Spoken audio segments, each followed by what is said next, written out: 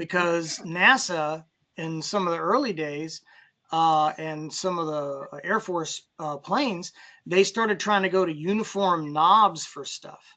And pilots started crashing stuff because the knob that they were used to feeling to open the flaps or whatever was suddenly felt just like the knob to kill the throttle or something else or some other function on the aircraft. And I was like, that's a really important idea, that you need physical knobs, buttons, and dials in your ship that feel different from each other, because you're not going to be looking at the control panel the whole time.